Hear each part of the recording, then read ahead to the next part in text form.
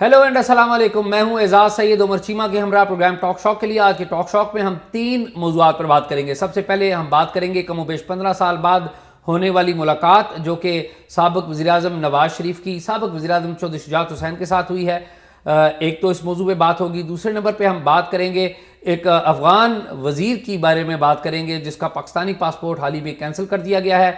तीसरे नंबर पर हम बात करेंगे एक और अहम मौजू पे, और वो मौजू ये है कि एक फ़ौज के साबिक़ ब्रिगेडियर हैं जिन्होंने मुबैना तौर पर ऑफिशियल सीक्रेट एक्ट की खिलाफ वर्जी की है और उन्हें अपने ओहदे से मुस्तफ़ी होना पड़ा है। इन तीनों मौज़ूआत पर गुफ्तगू का आगाज़ करते हैं। जी चीमा साहब, आपने देखी मुलाकात, नवाज शरीफ साहब गए चौधरी शुजात हुसैन साहब के घर, पता नहीं फुटेज देख सकें आप या नहीं? नहीं, फुटेज मैंने नहीं देखी। अच्छा। लेकिन यही है कि मैं इमेजिन कर सकता हूँ कि किस तरह की मुलाकात हुई होगी, अच्छी हुई होगी। हाँ। और चौधरी साहब जो हैं बड़े वज़ादार आदमी हैं और बेचारे बीमार हैं काफ़ी, लेकिन अदरवाइज़ जो एक सियासत में कोई एक वज़ादारी है तो उसमें चौधरी साहब जो हैं एक अहम नाम है। और मुझे वैसे ये लग रहा है कि जो एक इनके मिलाप के रास्ते में रुकावट थी वो चौधरी परवेज़ लाई या उनके बेटे थे जो कि ऑलरेडी अलग हो गए हैं। और ये मुलाकात जो है वो कोई नतीजा हेज़ हो सकती है। जो इनके बेटे हैं चौधरी शुजात के, वो भी ऑलरेडी वो इस चीज़ के ख्वाहिशमंद थे कि हम किसी तरह नून लीग के साथ ही जाएं, हमारा कोई अलायंस उनके साथ ज़्यादा बेहतर बनता है। जबकि मुनस लाई जो हैं वो जो चौधरी आसिफ जरदारी साहब हैं उनके साथ जाने के ज़्यादा ख्वाहिशमंद थे, या एटलीस्ट उन पर वो ज़्यादा ट्रस्ट करते थे। उस दौरान फिर इमरान खान आ गए तो वो फिनाफिल इमरान खान हो गए। तो मुझे यही लग रहा है कि आने वाले दिनों में हो सकता है कि वो एक नून लीग में जम कर जाएं, अलग से पार्टी भी हो सकती है। लेकिन मुझे जो है ना इंज़माम ज़्यादा नज़र आ रहा है कि ये इंज़माम की तरफ जाएंगे। इसमें ना 2-3 बातें मैं उमर बैकग्राउंडर बड़े ज़रूरी हैं। एक बात तो यह है कि तारक बशीर चीमा वो और शाफे, इनकी सीटों के बारे में तो तय हो गया है इस मुलाकात में कि उस पर मुस्लिम लीग नून इनको सपोर्ट करेगी। दूसरी बात यह है कि चौधरी शुजात हुसैन और नवाज शरीफ की कमोबेश 2009 के बाद ये पहली मुलाकात है। 2009 में चौधरी शुजात की वालदा की डेथ हुई थी, तो नवाज शरीफ और उनके भाई शहबाज शरीफ वो गए थे इनसे मिलने। तो उस दौरान इनका आपस में रब्ता रहा। जब कलसूम नवाज की डेथ हुई तो तब भी इनका इंटरेक्शन हुआ था, लेकिन फॉर्मल मीटिंग जो है वो ये हुई है 2009 के बाद। 40 मिनट की मुलाकात है। एक और उसमें आपने कहा ना कि परवेज़ इलाही जो है वो उधर जाना चाहते थे, या परवेज़ इलाही का एतमाद, चौधरी शुजात का भी जो आसिफ अली जरदारी है उन पर बहुत ज़्यादा एतमाद है, बहुत ज़्यादा ट्रस्ट का रिश्ता है। ये जो दोनों फैमिली हैं ये बेसिकली लव हेट रिलेशनशिप इनका रहा है बैक 80s से, और दोनों में एक दूसरे को धोखा देने का भी एक रहा है। इनके सबसे पहला धोखा जो है वो चौधरियों के साथ हुआ, और किया किसने? शरीफ फैमिली में, पर्टिकुलरली ये शहबाज शरीफ साहब ने। इन्होंने कुरान पे हलफ लिया था। जब नवाज शरीफ साहब को चीफ मिनिस्टर बनाना था तो ये कुरान शहबाज शरीफ उठा के ले आए थे। उन्होंने कहा था मैं कुरान पे हलफ देता हूँ, हम आपके साथ तावन करेंगे। लेकिन आपको पता है कि जब चौधरियों ने इनके साथ तावन किया तो ये चौधरियों का ये कहना था, जिस पे आज भी वो स्टैंड करते हैं, कि जब नवाज शरीफ बन गए थे चीफ मिनिस्टर तो इनके भाई और ये इनके जो ग्रुप था उसको तोड़ते थे और उनके काम करके उनको कहते थे आप हम में शामिल हो।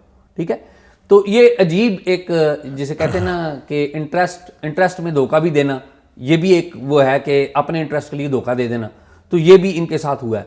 और ये नहीं है कि खाली इन्होंने ही उनके साथ किया है, दूसरी तरफ से भी हुआ है। यानी कि जब नवाज शरीफ वगैरह बैरून मुल्क चले गए तो परवेज़ इलाही जो हैं उस वक्त ज़्यादा एक्टिव थे PMLN को तोड़ने में। तो उन्होंने अपनी जब बारी आई, ये वो तो कहेंगे कि हमने धोखा नहीं दिया, हम तो बदला ले रहे थे। हम तो बदला ले रहे थे, लेकिन धोखा हुआ। यानी कि ये भी एक फैक्ट है कि इनके साथ धोखा हुआ है। और अच्छी बात यह है, मैं ये समझता हूँ कि अच्छी बात यह कि चौधरी शुजात हैं ये मुदब्बर आदमी हैं, खुले दिल वाले आदमी हैं। इन्होंने आसिफ अली जरदारी के साथ हाथ मिलाया। इनके बड़ों का झगड़ा था भुट्टो के खून के ऊपर। इनके जो वालिद हैं उनका एक पूरा बैकग्राउंड है। तो मेरे ख्याल में ये अच्छी बात हुई है कि अगर ये मिल के बैठे हैं और इन्होंने आपस में बैठ के चीज़ें तय की हैं तो ये अच्छी बात है। लेकिन जो मुझे तकलीफ़ हुई, जो चीज़ें फुटेज आप देखें कि चौधरी शुजात हुसैन इतने बीमार हैं कि उनको एक आदमी सहारा दे के खड़ा किए हुए था और चौधरी साहब बमुश्किल हाथ मिला रहे थे। तो ये बड़ी तकलीफ दे है। चौधरी शुजात हमारी पॉलिटिक्स के, मैं ये कहूँगा, सबसे रिस्पेक्टेबल अगर कोई फिगर आप गिने ना, तो उनमें पहले दूसरे नंबर पे चौधरी शुजात का नाम आता है, क्योंकि अपना ऑनर जो है, डिग्निटी, वो बड़ा कायम रखते हैं और अगले बंदे की भी इज्जत करते हैं। ये और वैसे मिट्टी पाने वाले आदमी हैं कि कोई ज्यादा मसला हो कहते हैं मिट्टी पाओ यार और रोटी खाइए। अच्छा, और जो लेटेस्ट धोखा हुआ है ना, लेटेस्ट धोखा शरीफ फैमिली के साथ हुआ है। वो कैसे हुआ है कि जब ये नो कॉन्फिडेंस वाला मामला हो रहा था, तो शरीफ फैमिली यानी कि नवाज शरीफ और शहबाज शरीफ, आसफ अली जरदारी, ये गए थे इनके घर पे, चौधरी शुजात औरों के घर पे। परवेज़ इलाही साहब ने दुआए खैर कर दी, मुनस इलाही साहब ने दुआए खैर कर दी, बात तय हो गई। फिर उसी शाम को ये बनीगाला चले गए। हालांकि चौधरी शुजात हुसैन इनको रोकते रहे कि आप ना जाएं, और फिर दोनों जो कज़न्स हैं, चौधरी परवेज़ इलाही बड़े हैं और ये शुजात जो हैं वो छोटे हैं, तो इनमें एक रिफ्ट आई कि परवेज़ इलाही साहब ने ये धोखा किया कि एक जगह आप कमिट कर बैठे हैं और दूसरी जगह आप फिर धोखा कर रहे हैं। उसकी एक वजह और थी कि चौधरी साहब जो है ना, चौधरी शुजात जो हैं, वो जब इमरान खान प्राइम मिनिस्टर थे तो उनको मिलने गए थे, तो उस टाइम भी वो व्हील चेयर पर गए थे। तो इमरान खान जो हैं वो इस मामले में, चूँकि उनका ये हिस्सा कमज़ोर रहा है अखलाकियात के हवाले से, तो उन्होंने, और वो बाद में जिस तरह उन्होंने एक टाइम पे मोहम्मद बिन सलमान के गैर मौजूदगी में इधर बात की तो वो उधर ट्रैवल करते पहुंच गई। तो जब चौधरी शुजात इनके पास आए और वो वापस गए, तो इन्होंने बाद में को बात की कि ये जो है ना, कोई बड़े कोई एक इंसल्टिंग से वर्ड इस्तेमाल किए कि यार ये बंदा जो है, यानी कि इसकी कोई इसमें जान नज़र नहीं आती, यानी कि मैं वो वर्ड इस्तेमाल नहीं कर रहा, लेकिन मैं करीब जाने की कोशिश कर रहा हूँ कि मफहूम भी क्लियर हो कि एक व्हील चेयर पर है तो इसको उठा के मेरे पास ले आए हैं।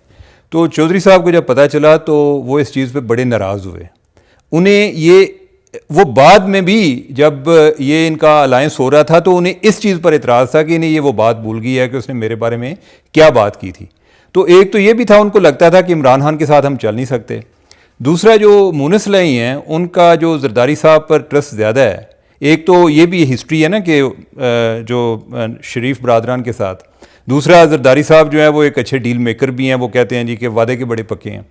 तीसरा, इनके कोई बिजनेस इंटरेस्ट भी हैं कि सिंध में कोई शुगर मिल है उसमें भी इनके कुछ शेयर हैं, तो वो बाज़ का जो है ना एक कैरेट एंड स्टिक वाली पॉलिसी भी आ जाती है। तो खैर एनीवे, मुझे आप भी बता रहे हैं कि सीट एडजस्टमेंट हो जाएगी, हो सकता है कि उसके बाद इलेक्शन के बाद वो कहें कि हम जो है नून लीग में जम हो रहे हैं या कोई, एनीवे होना कोई अंजाम मुझे इसी तरह का नज़र आ रहा है। लेकिन जो चौधरी शुजात है ना, उनके जरदारी साहब से भी बहुत बहुत गहरे ताल्लुकात हैं, और चौधरी शुजात की अभी जो नून लीग से अलायंस है उसकी वजह है पंजाब की पॉलिटिक्स। उन्हें पता पंजाब में पीपल्स पार्टी नहीं है, तो उन्होंने जो उनको फिजिबल है वो तो नून लीग ही है। चौधरी शुजात साहब का एक दफ़ा मैंने इंटरव्यू किया था, तो उन्होंने मुझे बताया था कि जो आसफ अली जरदारी है ना, इस वक्त आसफ अली जरदारी के साथ ये पावर में नहीं थे, ये अलग हो चुके थे। तो उन्होंने कहा आसफ अली जरदारी ज़ुबान का बड़ा पक्का है, और फिर उन्होंने मुझे पूरा वाक़या सुनाया था कि किस तरह जब उन्होंने हाथ मिलाया तो उनके पास सिफारिशें आती थीं चौधरी शुजात के पास कि मुझे वज़ीर बना दो, उनके PMLQ के लोग, और ये जरदारी के पास जाते थे और उसे कहते थे। और कोई 4-5 दफ़ा इस तरह हुआ, इन्होंने 3-4 अपने वज़ीर बनाए। तो जब वहाँ पर ओथ टेकिंग हो रही थी, यानी कि यूसुफ रज़ा गिलानी थे उस वक्त वज़ीर आज़म, और PMLQ शामिल हो रही थी, ये 2 मई 2011 का वाक़या है। तो ओथ टेकिंग जब हो रही थी तो चौधरी शुजात हुसैन उधर मौजूद थे वाने सदर में, तो आसफ अली जरदारी उनके पास आए। ये चौधरी शुजात ने खुद सुनाई बात।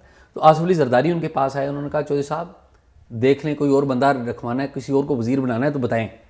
तो चौधरी शुजात की जो मेमोरीज़ है ना इनके साथ, आसफ अली जरदारी के साथ, वो बहुत अच्छी हैं कि आसफ अली जरदारी ज़ुबान देकर उसके ऊपर खड़े होने वाले बंदे। तो एनी हाउ आगे चलते हैं। ये बताएं कि वो अफगान वज़ीर का हमने माजी में भी एक जिक्र किया था, उसी वज़ीर का अब बताएं कि वो क्या हुआ, पासपोर्ट के कहानी क्या है?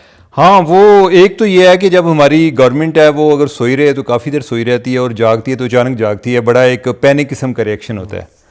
तो हुआ ये कि एक जर्नलिस्ट था और वो ट्रैवल कर रहा था, वो दोहा जा रहा था, और ये उस टाइम की बात है कि जब ये दोहा में अमरीकियों के और तालिबान के मुज़ाकरात चल रहे थे, और उसी फ़्लाइट में जो एक सिराजुद्दीन हक्कानी साहब भी मौजूद थे, खलीफा सिराजुद्दीन हक्कानी, खलीफा सिराजुद्दीन हक्कानी, और अभी वो वज़ीर दाखिला हैं।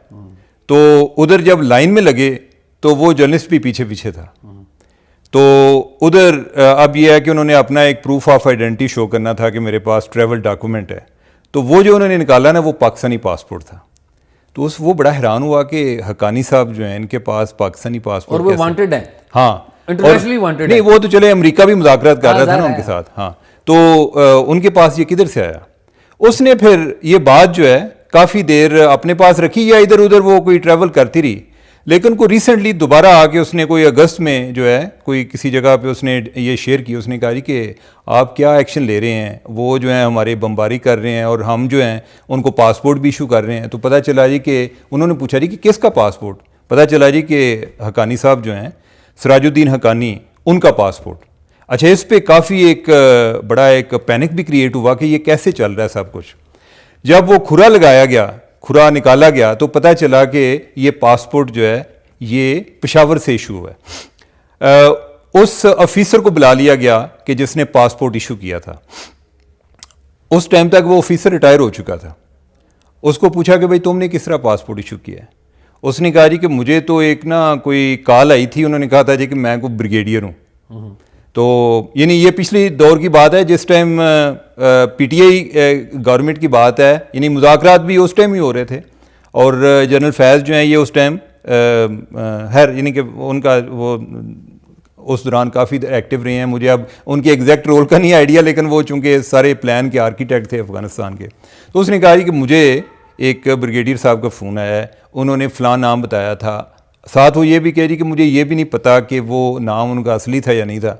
मैंने ब्रिगेडियर के नाम को इज़्ज़त दी है कि अब ब्रिगेडियर साहब ने कह दिया तो हमारे यहाँ इधर इसी तरह यही हुक्म होता है। तो मैंने पासपोर्ट बना दिया। उस पर फिर उसके खिलाफ कार्रवाई शुरू हुई, जो ऑफिसर जिसने पासपोर्ट इशू किया था, और उसके साथ एक और बंदा कि जिसने पासपोर्ट प्रिंट किया था। वो दोनों बंदे तब से गिरफ्तार हैं। खैर उस दौरान इन्होंने फिर वो सिराजुद्दीन हक्कानी साहब को भी कॉल की, उनको पूछा, बताया कि भाई अब आपका पासपोर्ट अगर कैंसिल कर दें तो कोई प्रॉब्लम तो नहीं है? उन्होंने कहा जी नहीं कर दें। उन्होंने कहा जी कि हम तो अब ये इस्तेमाल ही नहीं करते आजकल। और ज़्यादातर उनका पासपोर्ट जो है वो दोहा में जाने के लिए इस्तेमाल हुआ है। उस दौरान जब एक्शन हुआ तो पता चला कि कोई 30-40 हज़ार जो अफ़गानिस्तान के लोग हैं, अफ़गानी हैं, उनके पाकिस्तानी पासपोर्ट हैं, जो कि कराची से भी इशू हुए, कोई ठट्ठा से इशू हुए, बलूचिस्तान से इशू हुए, पेशावर से या केपी की और जगहों से इशू हुए। और उसी दौरान इन्हें कोई सऊदी अरब से भी इतला मिली, जिसका आपने पहले जिक्र किया था कि पहले इनको कोई बताया गया जी कि कोई पासपोर्ट सैंपल के तौर पे भेजे गए जी कि ये हम जो अफ़गानिस्तान के शहरी हैं उनसे हमने लिए हैं। 12,096 पहले उनको भेजे, यानी कि कोई सैंपल के तौर पे भेजे। इस पे ये भी अलर्ट हुए, उन्होंने कहा जी कि आपके पास कितने को रिकॉर्ड है? उन्होंने कहा जी कि आप जितना मांगेंगे। तो कोई 12,000 अफ़गानिस्तान के लोग जो हैं वो पाकिस्तानी पासपोर्ट पे उधर वो सऊदी अरब में जॉब कर रहे थे, जो कि एक तरह से वो कोटा था जो कि पाकिस्तानियों के लिए था। अब उनके पासपोर्ट भी कैंसिल हुए हैं और साथ ये भी कोशिश कर रहे हैं कि उन लोगों को, यानी कि जो जॉब्स पाकिस्तानियों के लिए थी और अफ़गानियों को इसलिए मिल गई कि वो पाकिस्तानी पासपोर्ट था इन पर, वो जॉब्स जो हैं वो पाकिस्तानियों को दी जाएँ। और जो एक रिसेंटली एक ओवरऑल अभी तो ये कोशिश ये कर रहे हैं कि ई पासपोर्ट, इलेक्ट्रॉनिक पासपोर्ट, ताकि ये जो ड्रामा है वही सारा ख़त्म हो। तो लेट्स सी, यानी कि आगे ओवरऑल बड़ी सूरत हाल ख़राब है कि हमारे तो अगर कोई इंटरनेशनल एयरलाइन होती है तो वो जो पाकिस्तानी पासपोर्ट है उसको डबल चेक करती है। बल्कि मुझे को बता रहा था कि पिछले दिनों हमारे जो कोई डीजी पासपोर्ट हैं वो ट्रैवल कर रहे थे और उन्हें कि बिरून मुल्क थे एक जगह पे, तो उन्हें रोक लिया गया जी कि आप ज़रा ठहरें, आपका पासपोर्ट चेक करना है। अब उन्हें क्या पता था कि ये डीजी हैं, ठीक है। तो उन्होंने कहा जी कि इन्होंने कहीं होते ना कोई ब्रिटिश एयरवेज़ की फ़्लाइट पे जाना था, तो उन्होंने कोई 10 मिनट इनको रोका। इनके साथ कोई एक दूसरा बंदा को सोमालिया का था जो रुका हुआ था, एक तीसरा कुछ जॉर्जिया का था। यानी कि ये हमारी ओवरऑल पासपोर्ट रैंकिंग भी बाय द वे जो सोमालिया समेत, यानी कि हमारा जो कंपटीशन ज़्यादा सोमालिया के साथ होता है, कभी चौथे नंबर पे वो होते हैं बॉटम नीचे की तरफ से, कभी हम चौथे नंबर पे होते हैं, लेकिन जो आखिरी को 3-4 हैं उनमें हमारा शुमार होता है। तो उम्मीद है वैसे कि अगर कोई ई पासपोर्ट पे कोई काम हो जाएगा, जिस पे कोई अभी एफर्ट हो भी रही है, तो कोई इससे कोई बेहतरी आएगी, हमारी कोई एक साख में भी इजाफा होगा। और ये ओवरऑल ये एक हमारी कोई नेक नामी नहीं है कि जो भी जी चाहे, इससे एक बड़ा गलत असर मिलता है ना कि आप ज़रा इमेजिन ही करें कि अमेरिका का पासपोर्ट की कितनी वैल्यू है। तो अगर ये पता चले कि उधर से कोई 2-4 जाली पासपोर्ट आ जाएँ तो अमेरिका के पासपोर्ट की रेटिंग जो है वो भी डाउन हो जाएगी। बिल्कुल ऐसा ही है। अभी पासपोर्ट के हवाले से ये जो सारी चीज़ें चल रही हैं, आपको पता पूरा रीवैम्प कर रहे हैं और ई पासपोर्ट इंट्रोड्यूस करवा रहे हैं। इसी सिलसिले में ये पासपोर्ट वालों का एक डेलीगेशन है, शायद इंटीरियर मिनिस्ट्री के भी लोग हैं, ये गए हुए हैं जर्मनी गए हुए हैं, ये पहले गए हुए थे, फ्रांस गए हुए थे, और आजकल ये मेरे ख्याल में लंदन में, जर्मनी में उधर कोई किसी कंपनी के साथ ये कोई मुज़ाकरा। अच्छा, लेकिन एक वफद जिसको डीजी हेड कर रहा है वो पहले फ्रांस में था और अभी एज वी आर टॉकिंग कोई एडिशनल सेक्रेटरी भी है मेरे ख्याल, एडिशनल सेक्रेटरी भी हैं साथ, वो उधर है। तो ये कोशिश तो यही है कि ये बेहतर करें, और इसीलिए ये सारी इन्वेस्टिगेशन हो रही हैं। बहुत सारे लोग जो हैं वो इसके ऊपर कैंपेनिंग शैम्पेन भी चलाते हैं कि जी हमारा पासपोर्ट नहीं बना, ये नहीं बना। वो बेसिकली एक स्क्रूटनी हो रही है। स्क्रूटनी एक तो नादरा लेवल पे हो रही है, लेकिन जो बेसिक स्क्रूटनी हो रही है वो पासपोर्ट डायरेक्टरेट अपने इंटरनल कर रहा है। और ये तो FIA को इन्होंने कुछ केसेस दिए हैं, जिसका एक आध केस का जिक्र भी इन्होंने किया। अपने बंदे भी इन्होंने दिए हैं जो पाए गए हैं, मुलव्वस पाए गए हैं इस मामले में। खैर आगे मामले पे चलें, वो बताएं कि वो ब्रिगेडियर साहब का जो मामला। अच्छा, वो ब्रिगेडियर साहब, आपको याद होगा कि हमने एक दफ़ा एक स्टोरी का जिक्र किया था इधर वापडा के हवाले से, कि उधर कोई 5000 फौजी यूनिफॉर्म बनवाए गए वापडा के सिक्योरिटी के लोगों को, उनके लिए। अब इस पे एक बड़ी एक रिजेंटमेंट आई, GHQ ने इस चीज़ पे बड़ा बुरा मनाया। और वैसे भी ये रूल्स हैं, रूल्स के तहत ये है कि अगर आपने कोई इस तरह की हरकत करनी है तो उससे पहले आपको NOC चाहिए वजारत दाखिला से और वजारत दिफा से। वो नहीं लिए गए, इन्होंने कोई 5000 यूनिफॉर्म बनवा लिए। और इसी तरह कोई एक कंस्ट्रक्शन की कंपनी थी, उसको जूतों का भी ऑर्डर दे दिया, यानी कि कंस्ट्रक्शन की कंपनी है और शू मेकिंग का काम उनसे कराया गया, कोई 3500 को जूता बनवाया गया। तो अभी यह है कि उस पर काफ़ी इस पर इन्वेस्टिगेशन चल रही थी। एक ब्रिगेडियर साहब हैं, ब्रिगेडियर रिटायर्ड मोहम्मद तुफैल, तो जो चेयरमैन वापडा हैं जनरल साहब जो हैं सजाद गनी साहब, उनके ये दस्ते रास्त हैं। ये पहले भी सर्विस में भी उनके साथ मुख्तलिफ जगहों पे सर्व करते रहे हैं, यारेगार भी हैं उनके। तो उधर भी उनको इनको DG एडमिन लगाया हुआ था, और एक और उहदा इनके पास है DG सिक्योरिटी का। उस पर भी है, यानी कि वो बड़ा एक गलत तरीके से हुआ था। लेकिन यह है कि इस पे अभी ऑडिट हुआ है। ऑडिट में जो उन्होंने एतराज़ उठाया, एक तो उन्होंने उठाया ही है कि ये तरीका गलत था कि जो इन्होंने यूनिफॉर्म वाला किया है। साथ उन्होंने कहा जी कि ये ऑफिशियल सीक्रेट एक्ट की खिलाफ वर्जी है, कि इस तरह से खुद ही मनमाने फ़ैसले कर लेने, और फिर इवन जिधर आपने आगे जिन मुख्तलिफ प्रोजेक्ट्स में ज़रूरत है उधर भी लोगों को नहीं पूछा, आपने इधर से एक आर्डर जारी कर दिया। तो उन्होंने कहा कि ये ऑफिशियल सीक्रेट एक्ट की खिलाफ वर्जी है, और ये मुतलका हुकाम को ये मामला भेजा जाए। अब मुतलका हुकाम जो है ऑफिशियल सीक्रेट एक्ट का जिक्र आ जाए तो फ़ौजी आ जाते हैं, GHQ आ जाएगा, डिफेंस मिनिस्ट्री आ जाएगी। और दूसरा, इनके केस में ये तो हैं भी रिटायर्ड ब्रिगेडियर, तो इनका जो मामला है, तो अब ये लग रहा है कि जैसे वो ऑडिट की रोशनी में इन पे शायद आगे कोई कार्रवाई शुरू हो जाए। एक तो ये मामला था। दूसरा ये है कि इन पर जो है गैर कानूनी भर्तियों का मामला है कि इन्होंने कोई 462 भर्तियाँ की, जिसकी ऑडिट के मुताबिक ज़रूरत ही नहीं थी। कोई उधर सैंक्शन स्ट्रेंथ जो थी वो कोई मेरे ख्याल 160 थी या कितनी थी। उसके अलावा इन्होंने पुलिस भी हायर की हुई थी। तो ये दो केसेस से इस पस मंज़र में वो ब्रिगेडियर साहब जो हैं उन्होंने रिज़ाइन उनसे लिया गया है। गो कि वो बज़ाहिर जो हमने वापडा से मौक़िफ़ भी लिया है, तो वापडा वाले कहते हैं जी कि उन्होंने जो आमतौर पे आता है ना इस्तीफ़े में कि जी ज़ाती वजूहात की बुनियाद पे और हेल्थ ग्राउंड्स पर उन्होंने रिज़ाइन किया। लेकिन उस बैकग्राउंड में ये चीज़ें चल रही थी, ये ऑफिशियल सीक्रेट एक्ट वाला मामला, कि इस पे GHQ काफ़ी खफा था और उनसे इस्तीफ़ा ले लिया गया। इस पे ना दो बातें। एक बात तो ये है कि ये जो मुझे इस स्टोरी का नहीं पता, चूँकि आप इसी मामले को फॉलो कर रहे थे थ्रू आउट, तो उसमें बीच में थोड़ा सा एक आध दफ़ा मुझसे किसी वक्त जब आपने स्टोरी की थी तो याद है आपको, राब्ता वापडा वालों ने किया था। लेकिन मुझे दो बातों का ज़रूर पता लगा है। एक बात तो ये है कि इस इस्तीफ़े के पीछे क्या कहानी है मुझे नहीं पता, लेकिन मैं एक बात ज़रूर अंडरस्टैंड कर सकता हूँ कि कोई भी हेड ऑफ ऑर्गेनाइजेशन हो, या वापडा का कोई भी हेड हो, या किसी और भी इदारे का, उसकी ये ख्वाहिश होती है कि उसका अदारा अच्छा परफॉर्म करे, और अच्छा परफॉर्म करेगा तो इससे उसकी नेक नामी बनेगी। या अभी सजाद गनी साहब हैं, इनकी ख्वाहिश पहली तो यही होगी ना कि अच्छा परफॉर्म करे। अच्छा, अब जब कोई बंदा हेड ऑफ दी किसी भी इदारे का हेड बनता है, आप किसी जगह लगते हैं या मैं किसी मीडिया ऑर्गेनाइजेशन में बैठता हूँ या कोई भी और, तो वो आप क्या करेंगे? आप ये करेंगे कि अपने ट्रस्टेड लोग ला के वहाँ पर की पोजीशंस के ऊपर लाएंगे। अब वो ट्रस्टेड लोग जब आप लेके आते हैं तो लाजमी नहीं होता कि वो आपके ट्रस्ट के ऊपर पूरा उतरें, ट्रस्ट ब्रीच कर देते हैं, अपना सेल्फ इंटरेस्ट आ जाता है इस तरह। तो आई बिलीव कि ये हुआ है, और ये इस्तीफ़ा मैं नहीं समझता कि ये सजाद गनी साहब की अप्रूवल के बगैर हुआ हो।